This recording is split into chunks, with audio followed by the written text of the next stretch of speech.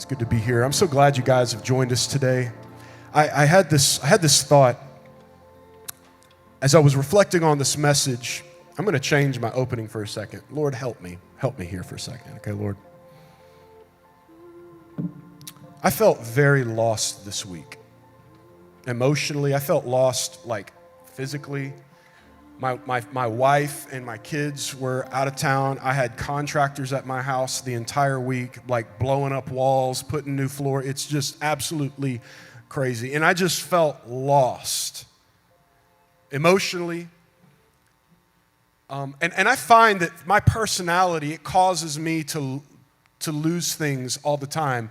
If there's anybody in here like this, you know the feeling where you just like misplace stuff and maybe your parents like get mad at you all the time for like not knowing where something is. And you're like, I'm sorry, it's not like I meant to lose it. I just did, right? I bought these tiles, right, for my keys. And I bought tiles for my wallet. I got a tile right here in my wallet because I realized that I cannot go anywhere without these things, because I will literally lose stuff all the time. But I even lost my car one time, actually, at school. I parked at a particular parking spot at Lee when I was in college, and I forgot that I parked there. So I walk back to my dorm, and I get up the next day, and I go to find my car, and my car's not there. And I call campus police. I'm freaking out. I got cops in Cleveland, Tennessee, looking for a carjacking, that somebody jacked my 1996 Mazda 626, and they're tooling around in Cleveland, Tennessee, only to find out it was parked behind the theater on the other side of campus, and it was bad. I felt like the biggest idiot, and I got made fun of. But none of that, actually, to me, compares to something that my friend Dr. LaFleur, he lost something. I noticed that it happened because he shows up to church the next day, and his beard, remember this like gorgeous beard that he can grow? It was all shaved off, and I'm like, whoa, what happened, bro? Anyways, he tells me the story. He was like crying. Take a look at the screen. 1 year ago, I was working on my computer. I was organizing my desktop. I was getting rid of old files. I was really trying to do a good job and get everything in order, and before I knew it, I deleted all of my files. I lost everything. It was so bad that I had to shave my beard as I grieved the loss of all the important documents on my computer. I couldn't believe I did that. It was a loss so great that I had to go and lament the loss, grieve the loss of all the things. Have you ever lost anything like that? Sometimes we not just only lose things, but we ourselves get lost. Maybe when you were a kid, I do this to my oldest son. We'll go to like Publix or whatever, we're shopping, and like I'll be like, okay, Jay, come on, let's go, buddy. And he's just like walking through the aisles. I'm like, dude, come on, let's go. And I'll never tell him 3 times, right? I'll just kind of walk around the aisle and sneak around without him seeing me, and I just kind of like back up to the next aisle, and I just watch him, and I kind of like peer out, because he'll like be walking through and,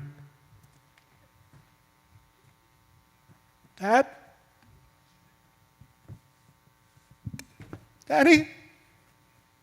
Dad? And right before the tear starts, I'm like, hey, bud, come on, man. And he's right behind me the entire time. I love it. It's the best thing you can do to make sure that your kid follows you at the store. But we get lost sometimes. I remember getting lost on this massive trip. One of my friends, Chris Jenkins, and I, right before we had my son, Jay, we took a trip from Macon, Georgia, drove all the way to Seattle, Washington. This was our route that we took. They're finding it. Boom, right here. We started here, went all the way to Seattle, Washington. We stopped at the Grand Canyon, which is amazing. We stopped at the Teton Mountains, the Grand Teton Mountains, which is where Missy and I was so stupid. Okay, so I took my friend Chris to the exact place that Missy and I had our honeymoon and took pictures of it and just like made Missy so mad. And we even stayed in the same, not hotel room, but hotel that I went to just to make her mad. It was a stupid, stupid thing. Anyways, so, I thought about this, wouldn't it be amazing to have Google Map turn by turn, moment by moment directions for life? Because if you think about it, right, it'd tell you exactly which decisions you should make at every time. It gives you a heads up to danger. Like on Google Maps, when you're trying to drive a certain way and there's traffic ahead, it's a slowdown, it gives you that red area. It would be so great to know in life where we can turn off to stop getting in traffic, or maybe there's this car wreck ahead and we don't have to get into that moment. Or it would be great to just know what's coming up. One of the great things about Google Maps is it gives you ways to get to a certain place. You know where you're going to go before you even start the trip. But life isn't like that. Life has never been like that, and that's not the way God designed it, although it would be great for us to have it. I wish I had some kind of thing like that in life, especially when I was in high school. High school was probably the worst time in my life. I even joke with God. I'm like, God, why did you make me a high school pastor? Because I suffered the most in high school. I made the dumbest decisions I will ever make, I pray. I made in high school. I guess the way it started, without getting too much detail, I wasn't mature enough to have a girlfriend, but I had a girlfriend, right? And I compromised on some of the convictions that God gave me. And to this day, I regret some of the things that I did, some of the decisions that I made. And I felt totally separated from God at that moment. I felt isolated, and I felt like I was on an island in the middle of an ocean with no help coming my way. One night, it was so bad, I denied almost the existence of the presence of God. One night, my high school pastor, his name was Pastor Kevin. He was on stage, and he was this really cool guy, and he was so kind to me. I was this stupid, fat kid. It was bad. It was just bad. And I remember sitting and talking with him, and he looked at me. He's like, man, I want you to come to this message. I'm preaching a message tonight on sexual integrity. And I'm like, oh, okay. So I show up, bring my girlfriend, and I whisper in my girlfriend's ear. This is how far away I was from the Lord. I said, listen, I believe a lot of things about God, but this is something I don't believe in. Don't even listen to what he's about to say. I led people astray because I didn't want to hear the truth. Back then, God felt distant. I was lost, and I wondered to myself sometimes, who screwed up here? Who jacked this relationship up? Was it me? Was I the one that did it, or did God screw it up? Did God leave me? Did God abandon me? Did God forsake my situation? And this is just my experience. I know you probably have experiences like this, where you've had situations where you feel isolated, abandoned, left, lost by God. And here's the fact. You and we were created to be close and to feel close to God. We were created for intimacy with God in a way that we are physically close and emotionally close to God. And some of us might feel physically close, we're in church right now, but emotionally, we feel totally separated from God. And my message today is for us to start to realize that God doesn't design us that way. He's not designed you to be distant from Him. And He does things that are remarkable and almost, in our eyes, crazy to be able to mend relationships back with Him. Some of us may not know our Creator personally today. Some of us may know Him, but we feel very distant. Some of us may be wandering from Jesus because of unwise decisions. And there might be some of us in here who have a great relationship with the Lord. You are feeling like you and God are tight this morning. And I celebrate that. I love that. There's nothing wrong with you. This is something very, very good. I want to prioritize one message, though, one specific passage. Luke chapter 15, starting at verse 1. In this whole entire chapter, which we're just going to look at this chapter this whole month, the chapter is about 4 stories that Jesus tells, these parables. And these parables are stories that have a deeper meaning. They're more maybe fictional stories, but they have a real truth undergirding them. Not just a moral, but a God rock-solid truth. And he starts this moment of parables because he's getting assaulted by people who hate his guts. This is what verse 1 says. It says, "Now the tax collectors and sinners were all drawing near to him."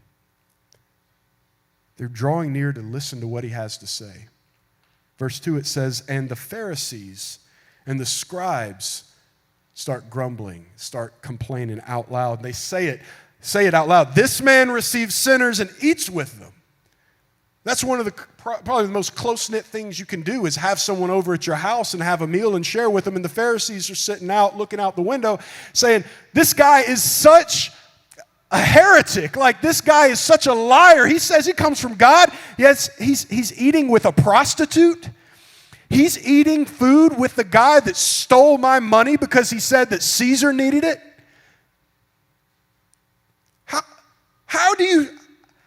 How are you saying that you're from God? God's holy. God hates sin, and he hates sinners. They were arguing. That's what they were saying. Jesus could have responded in rebuke and yell at them and curse them, but he tells them a story. This is why I love this story. Jesus, he patiently leans in, and this is what he says. Verse 3, "So he told them this parable. What man of you, having 100 sheep, if he has lost one of them, does not leave the 99 in the open country and go after the one that is lost until he finds it?" I want to show you a picture of the open country, and then let me explain. Show them that picture of that field. This is what the Judean desert looked like. When I used to read this story, I thought of like these green meadows in Georgia, right? Where like the sheep are, just walking away. No. These, I can do it good, kind of. I'm a country boy.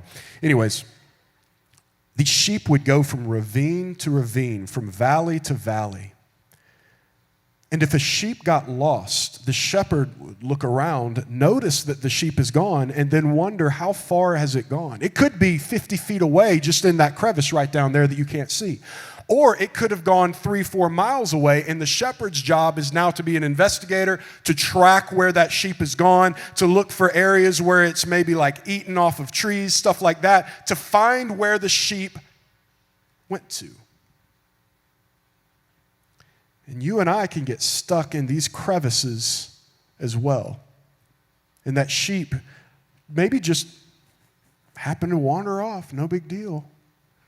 Just hungry, saw some food over there, and before he knows it, like my son in the grocery store, Dad, freaking out. It doesn't stop there. It says this, verse 5. So the shepherd finds it, of course. That's what a good shepherd does. Verse 5, "And when he has found the sheep that was in that Judean countryside, he lays it on his shoulders, rejoicing. And when he has come home, he calls together his friends and his neighbors, saying to them, 'Rejoice with me, for I have found the sheep that I lost.' Just so I tell you, there will be more joy in heaven over one sinner who repents than over 99 righteous people who do not need to repent." In this parable, we don't know how the sheep got lost. That's not the point of it. We don't know why the sheep wanted to run away. That's not the point of it. It could have been distracted. It could have been confused. It could have maybe saw another sheep and was like, "Oh, she's kind of hot. I'm going to walk over here," right? That's not the point of it. I want us to put us maybe in the mind of the shepherd. The shepherd is such a special character in this story, for us to understand that the shepherd, what did he do? He noticed that something was wrong. He noticed that the 99 weren't enough. That the 99 didn't have enough value to just cast aside the one. That the value of the sheep was precious to him when he had all of them together. Even though that shepherd had 99, he noticed when one was missing. Think of the power of that statement. To know that one is missing and the shepherd abandons his day, abandons his plans, abandons his agenda, and runs after the one. He knows that even though it's going to be difficult, he never gives up. That shepherd never gave up in finding that sheep. And when he found it, Jesus didn't say that the shepherd taught the sheep a lesson, beat the brakes off of the sheep, kicked it.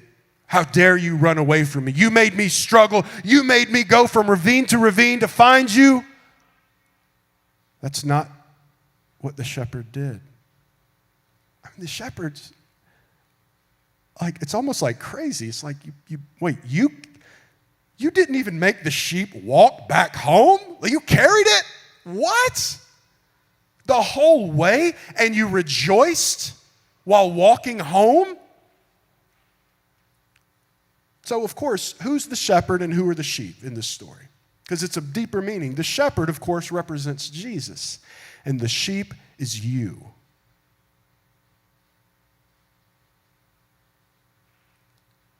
The sheep is you. And the sheep is me. The prophet Isaiah, 600 years before this, Jesus told the story. He said of us and said of Jesus. In Isaiah 53, verse 6, he said, all we like sheep have gone astray, each to his own way. Do you feel that in your life?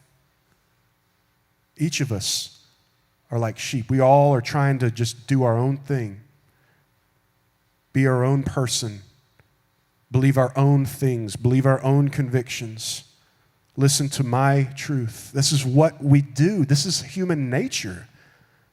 This is how we're built. But it says, the Lord has laid on Jesus, him, Jesus Christ, the iniquity of us all. We weren't made to go off on our own tangents.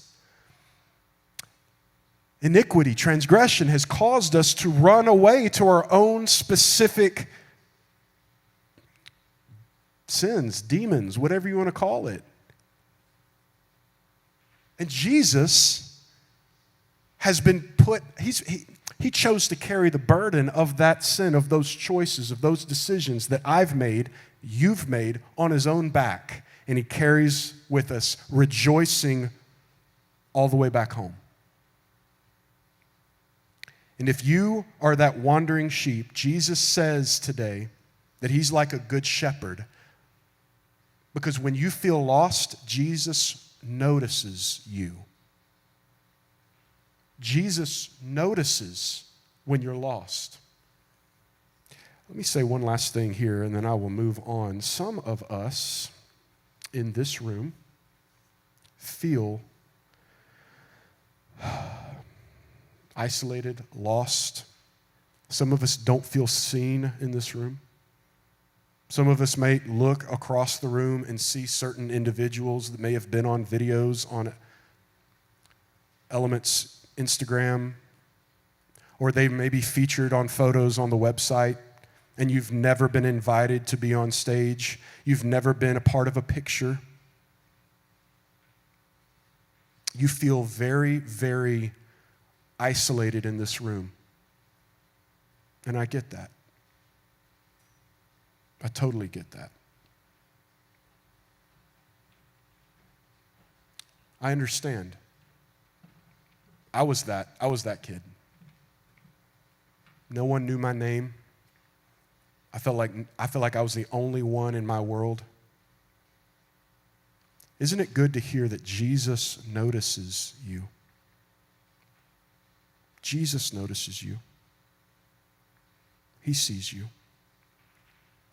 Just before graduation, I prayed one night knowing that I was totally lost.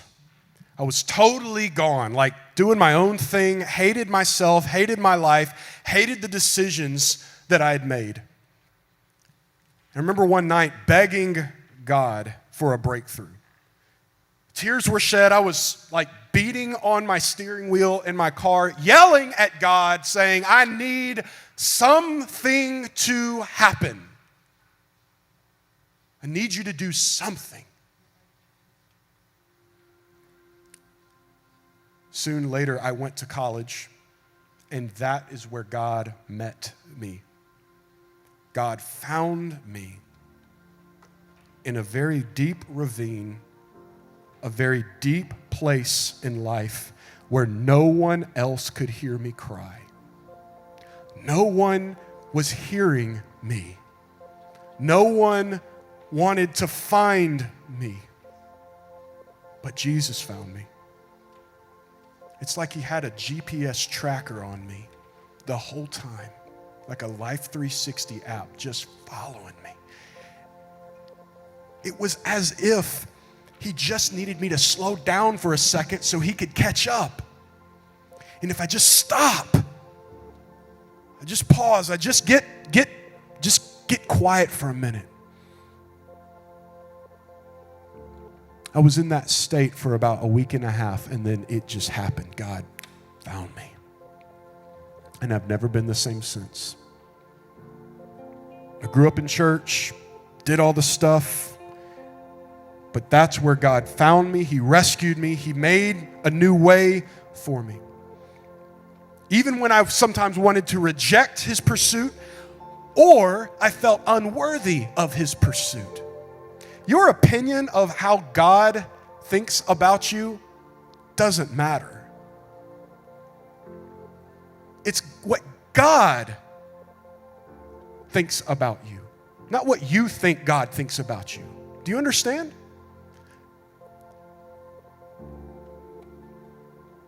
God pursues you. He rescues you. He runs to you. He's always with you. He's chasing after you. And anyone who says, I'm just going to stop for a second, he'll catch up.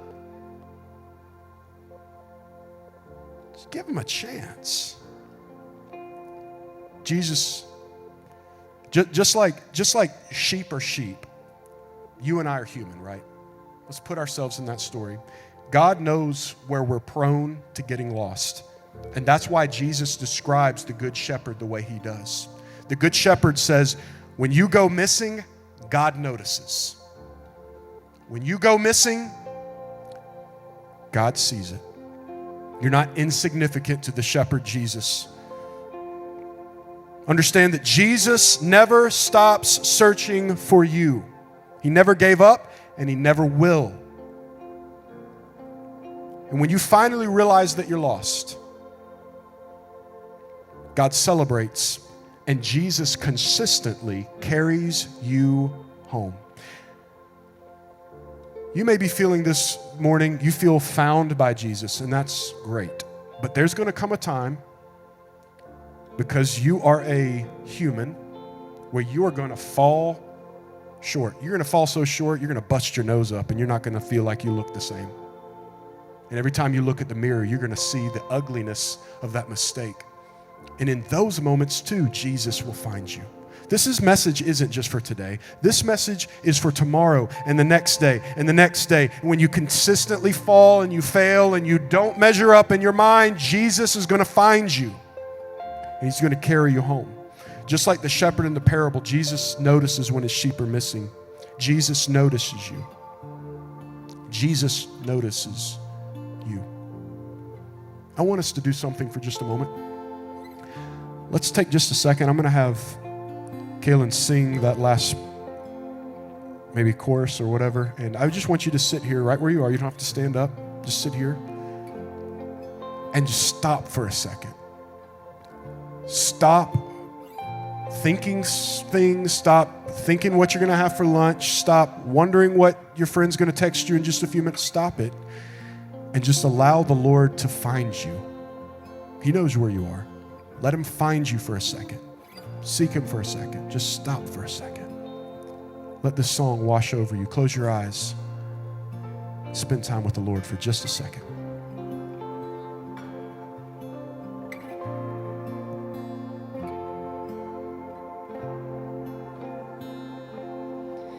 And I know I don't deserve this kind of love.